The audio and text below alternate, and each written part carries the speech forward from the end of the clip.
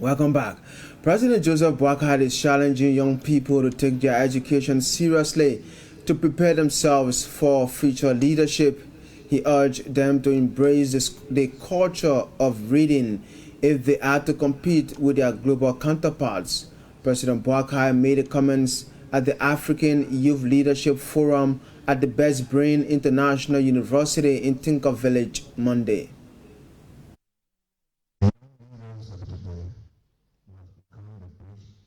For tomorrow, we must be a generation that says enough is enough. Enough hatred is enough. Enough violence is enough. Enough of fighting each other is enough. So people saw us taking the motorcycle riders off the road. Not that we don't hate, we hate them. In fact, they've been doing a good job. But motorcycles don't solve problem altogether. Some investors come, they want to move fast. The petrol riders, and sometimes when they hate you, they jump on you. You don't solve problem that way. So you don't encourage investors to come into a place where traffic is bad. You don't want to take your beautiful daughters and put them on a motorcycle. That's why we brought buses for decent riding, for organized riding. Motorcycles got their role, but the young people must go to school in an organized way, in a decent way, so that their parents will know where they are. The Economic Community of West African States, ECOWAS, is advancing efforts to enhance movement of people between Liberia and Sierra Leone. Over the weekend, ECOWAS Commission broke grounds for the construction of $26 million United States joint border post to address cross-border challenges. Stanley Johnson attended the event at the Sierra Leone-Liberia border in Grand Cape Mount County, and back on base, he compiled this report.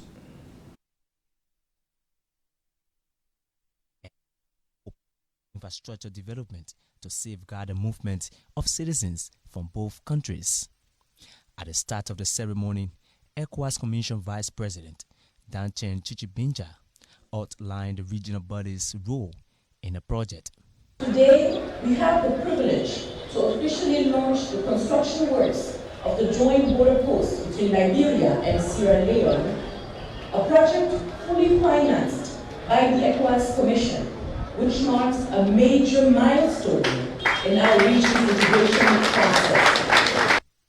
For decades now, Liberia and Sierra Leone have been the long-standing partners, with both nations facing similar cross-border challenges. During the ceremony, Justice Minister Councillor Oswald Twe emphasized the importance of the joint border post for Liberia and its citizens. The joint border post will enhance the cooperation between people of similar values, similar custom. So we are very grateful to ECOWAS, and we assure ECOWAS of our support for its aims and objectives for this sub-region. For Sierra Leone Deputy Minister for Planning and Economic Development, Jonathan Williams, the project aligns with the Sierra Leone government's vision towards infrastructure and technology improvement. I urge the contractor of Zudifa to uphold the highest standards of professionalism, quality and integrity, deliver infrastructure that will stand for generations, and serve as a proud symbol of regional cooperation. Improved cross-border system remains a key component to the ECOWAS Commission's Regional Transport Facilitation Program. That is why Deputy Finance Minister for Budget and Development Planning, Tanen Bronson, described the project as a significant milestone for peace building, humanitarian response, and governance reform. This facility is strategic in that it represents not only a physical construction which once completed will serve all citizens from ECOWAS. It will serve as an entry point to our dedicated cross-border traders while enhancing security coordination, economic opportunities, and strengthening the already warm and cordial relationship between our sisterly nations, the Republic of Liberia and the Republic of Sierra Leone. The 20-acre joint border post project is expected to be completed on November 25, 2027. This is Stanley Johnson reporting. Number 9 Representative Tao Wongbe has pledged to empower young women through education and leadership development. Representative Wongbe said such empowerment is critical to unleashing the potential of young girls and women. He was speaking Thursday in Monrovia when students of the district, especially young girls, paid him a courtesy visit at his Capitol building office. The essence of this is to expose our girls to some of the activities, not only at the house, but for them to be able to be innovative and they can be a little bit more exposed to what's happening. So they came here, it's such a wonderful experience for me, because I remember when I was young and going to those schools as well, and seeing some of the activities, it inspired me to be where I am today. I think those girls need that and the inspiration. So they came from 2 schools. One school in Zikepa, which is our high school, another school in Gray, where in my hometown. There are 2 high schools in my district. So there are 11 girls that came, and they're going to be participating in our program tomorrow and Saturday. But we also brought them, they met the speaker, the deputy speaker, they went to the chambers, they saw the activities there. They also came here, they had lunch, debrief with them. I'm going to be taking them to the school called Hila, where they will be able to engage other students to see other environment, other learning environment, and we know Hila is one of the best schools in the Republic of Liberia. You are taking them on the guided tour. Basically, what are you telling them and people they are meeting? We're telling them that we need to empower women, we need to empower girls. These girls are the future leaders of the Republic of Liberia. I feel like it's important to be able to empower girls. If you were, originally heard how powerful the girls spoke about the needs in the district, I felt connected to that, and we're going to be working on some of those needs. We are also asking the national government, which of course I did earlier this week when I met the President of the Republic of Liberia, His Excellency Jose Mabweka, in terms of roads and agriculture, which The Liberian Senate has begun scrutinizing the 2026 draft national budget, with the Ministry of Finance and Development Planning and the Liberia Revenue Authority in attendance. The budget is in the tune of $1.2 billion United States dollars. Speaking at the opening of the hearing, the Senate Committee Chair on Ways, Means, Finance and Budget, Prince Moi, said the hearing is aimed at ensuring that the budget is achievable. Today we turn our full attention to the revenue component of the 2026 draft national budget, the foundation upon which every expenditure, every development plan, and every promise to the Liberian people must rest. Our duty is clear: to ensure that projected revenues are realistic, transparent, and achievable, and that the institutions interested with mobilizing these resources are prepared to deliver with integrity and efficiency. The credibility of this budget, and indeed the confidence of our citizens, depend on the strength of our revenue framework. We will engage each entity with rigor and fairness, demanding clarity on projections, accountability in performance, and innovation in mobilization. This process is not about numbers alone. It is about trust, discipline, and national responsibility. Let us move forward with unity of purpose and unwavering resolve, ensuring that this projected budget is backed by credibility, accountability, and the collective will to advance. At the same time, LRA Deputy Commissioner General for Technical Affairs Gabriel Montgomery pointed out challenges faced by the LRA domestic resource mobilization. Honorable Chair and member of the committee, I must highlight a critical challenge. Our state-owned enterprise continue to fall short of their revenue contribution commitment. Their persistent failure to meet their obligation remain a major constraint to our collective fiscal goal. If the SOEs were contributing as required, we would be much closer to achieving the domestic revenue target by the end of this month.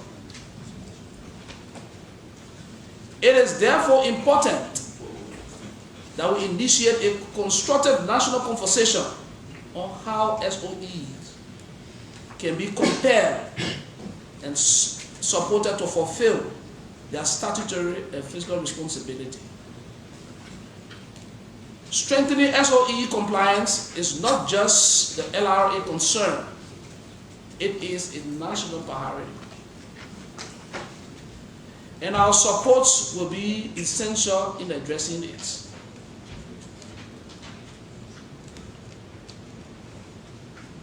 FY 2026 alone. For the upcoming fiscal year, FY 2026.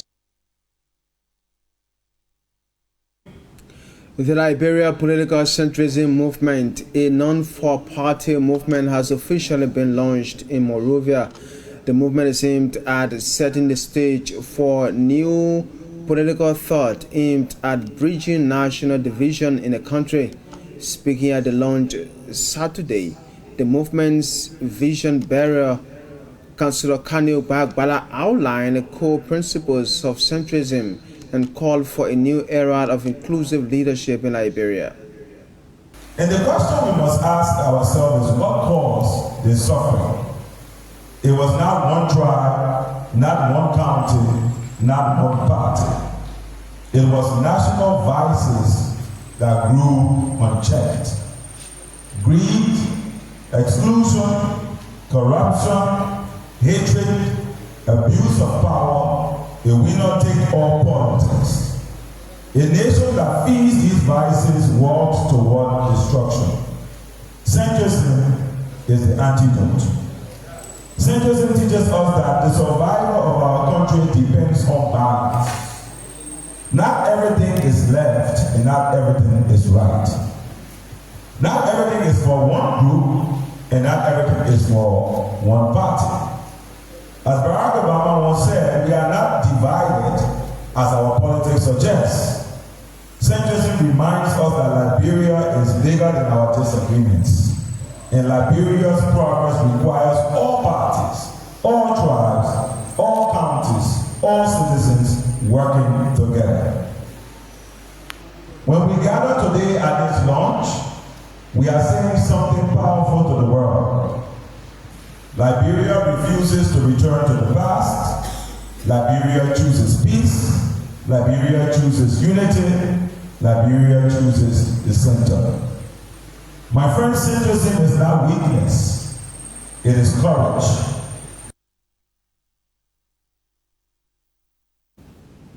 And away from Liberia now, the Gambian government says Cameroonian opposition leader Isaac Chiroma Bakari, who is contesting the outcome of the presidential elections, has fled to that country for his safety. Chiroma Bakari has insisted he is the legitimate winner of the 12th October election, alleging that the result was rigged to give President Paul Biya 92 an 8th term. The Gambian Information Ministry says on Sunday, that Chiroma Bakari arrived on November 7 and was allowed to stay on humanitarian grounds. Cameroon's government has threatened to put him on trial for allegedly inciting violence post-election demonstration. He denied the allegation and blamed the security forces for a crackdown on protesters. the government put the number of people killed in post-election violence at 16, but other organizations have given a higher death toll. Chiroma Bakari has repeatedly promised to resist Biya's government until his victory in the election is recognized. Well, that's all we got time for you in this edition. Before we go, these are the top stories you've been following. President Joseph Numa Boakai challenges young people to prioritize their education as the next generation of leaders. The Liberian Senate begins hearings of the draft 2026 national budget ahead of its passage. A non-political Liberia Centrism movement has officially been launched in Monrovia, and away from home, Cameroonian opposition leader Isaac Chiroma Bakari, who is contesting the outcome of the presidential election, has fled to the Gambia for safety. Thanks for watching. On behalf of the entire production team, I'm Edo Tamba. Bye-bye.